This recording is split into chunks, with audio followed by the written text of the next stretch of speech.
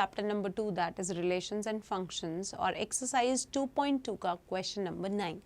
Question 9 में we have a relation R, हमारे पास एक रिलेशन है R that is defined on set Z. Z means set of integers, right?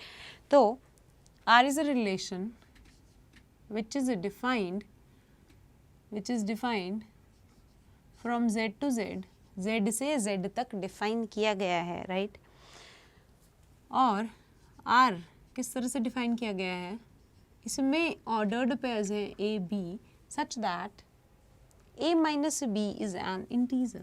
A minus B is an integer. मतलब अगर मैं A और B का यहाँ पर डिफरेंस ले रही हूँ, A माइनस B ले रही हूँ, तो हमारे पास क्या आएगा आंसर में भी मेरे पास क्या आएगा, एक इंटीजर ही आएगा। A और B भी कैसे हैं, इंटीजर्स हैं, राइट? तो is an integer. Find the domain and range. Find the domain and range मतलब हमें इस क्वेश्चन में बेसिकली क्या फाइंड आउट करना है, domain and range of R of the relation. अब डोमेन क्या होती है?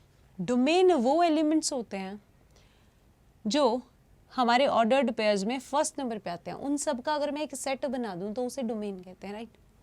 सिमिलरली ये जो बी वाले एलिमेंट्स हैं, सेकंड प्लेस पर जो एलिमेंट्स हैं इस ऑर्डर्ड पेयर में, उन सब का अगर मैं एक और सेट बना दूं तो उसको क्या कहते हैं, रेंज कहते हैं।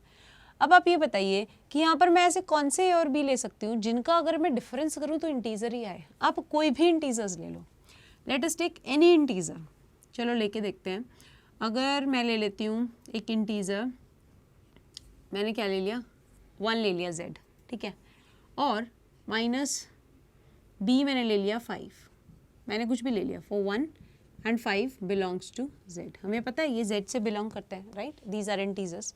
अगर मैं आंसर फाइंड आउट करूँ, इनका सब्ट्रैक्शन मैंने किया ना, a minus b should be an integer, -4 आ गया। -4 क्या एक इंटीजर है? Yes, it belongs to z।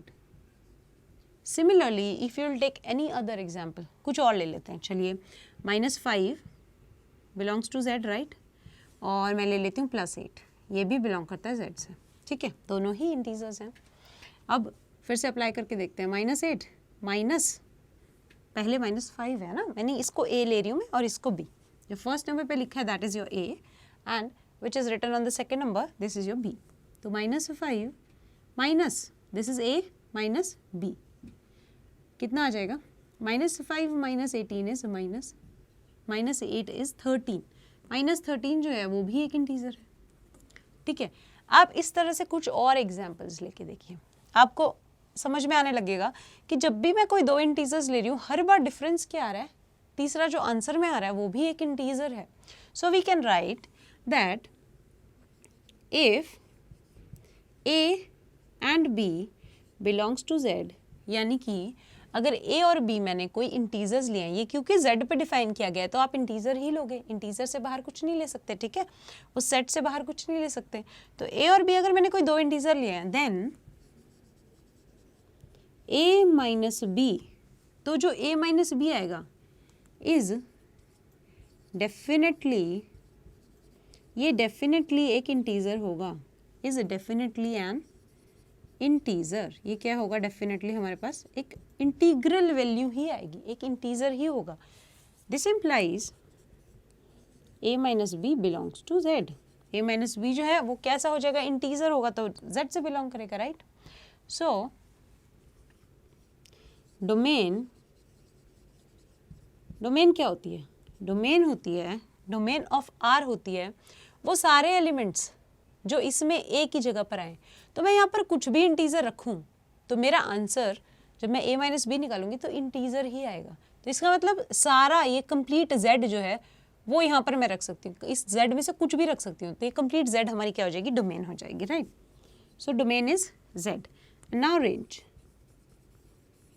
Range की बात करते हैं, ठीक है? अब रेंज यानी कि b, यहाँ पर क्या ले सकते हैं?